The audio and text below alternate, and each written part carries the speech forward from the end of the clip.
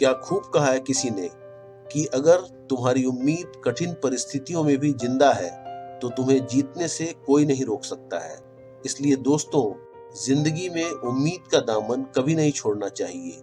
यह तूफान के साए में भी लोगों को मजबूत बनाता है, और वैसे भी तूफान हमेशा के लिए नहीं रहते हैं। नमस्कार दोस्तों, मैं शैलेंद्र एक बार फिर अपने YouTube चैनल पर आपका स्वागत करता हूं। इस चैनल के माध्यम से मैं आपके लिए प्रेरणादायक हिंदी कहानियां लेकर आता हूं। तो आइए आज की कहानी शुरू करते हैं।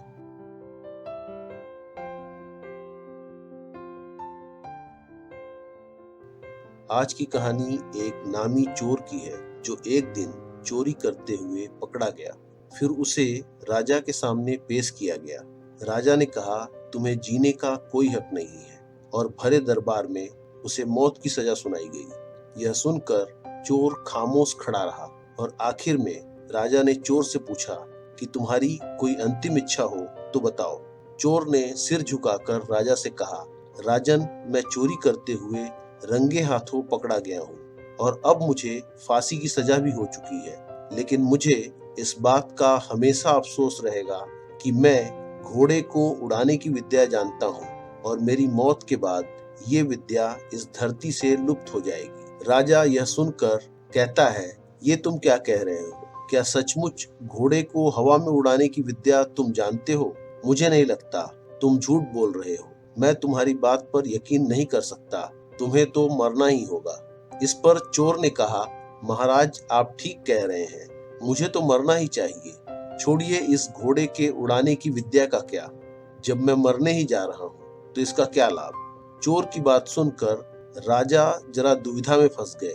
राजा को चिंतित देख मंत्री, सेनापति, सभासद सभी ने एक साथ कहा, राजन, इस चोर की बातों में मत आइए, इसे फांसी दे दीजिए। राजा ने कुछ सोचते हुए चोर से कहा, सुनो, अगर तुमने सचमुच यह साबित कर दिया कि तुम घोड़े को हवा में उड़ा सकते हो तो हम तुम्हें माफ कर देंगे। लेकिन अगर तुम झूठे साबित हुए तो फिर मैं तुम्हारे साथ कैसा व्यवहार करूंगा, इसकी तुम कल्पना भी नहीं कर सकते। यह सुनकर चोर ने दोनों हाथ जोड़कर कहा, राजन, आप मुझे साल भर का वक्त दे दीजिए, साथ में एक घोड़ा और घोड़े की अच्छी खुराक के लिए कुछ धन। मैं साल भर में उस घोड़े को उड़ना सिखा दूंगा, और फिर आप जो फैसला करेंगे मुझे स्वीकार होगा। सारे दरबारी राजा को मना करते रहे, पर राजा ने किसी की बात नहीं मानी और कहा, इसे फांसी की सजा तो हो ही चुकी है। अब यह आज मरे या साल भर बाद क्या फर्क पड़ता है।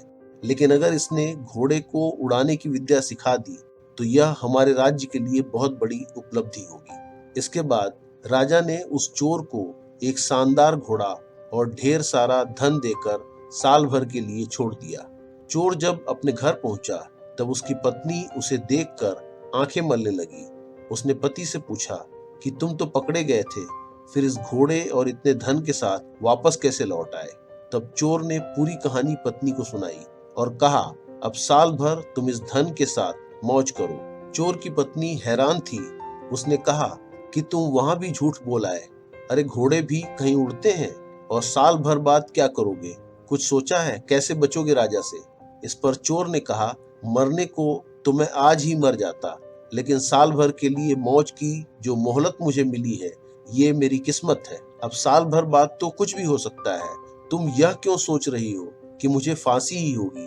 मैं चोर हूँ, मेरा काम है उम्मीद और किस्मत के भरोसे रहना। हो सकता है साल भर बाद राजा भूल जाए कि उसने मुझे सजा दी थी, या हो सकता है कि साल भर बाद राजा ही न रहे और मैं बच जाऊं। हो सकता है साल भर बाद राजा का दिल पसीज जाए और वह मुझे क्षमा कर दे। इनमें से कुछ भी हो सकता है।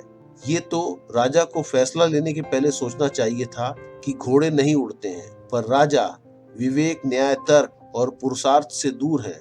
लेकिन मैं उम्मीद और किस्मत से दूर नहीं हो सकता। चोर ने कहा, ध्यान से सुनो, कौन जानता है, क्या पता साल भर बाद घोड़ा सचमुच ही उड़ने लगे।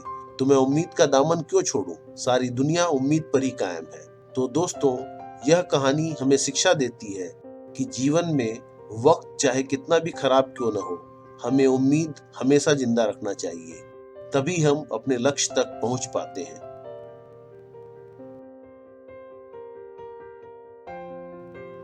दोस्तों, यह कहानी आपको कैसी लगी? अपनी राय कमेंट बॉक्स में अवश्य दीजिएगा।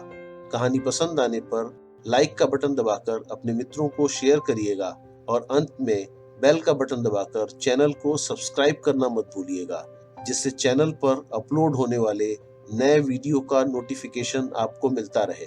तो मिलते हैं दोस्तों फिर एक नई मोरल बेड टाइम स्टोरी के साथ। तब तक के लिए शुभ रात्रि।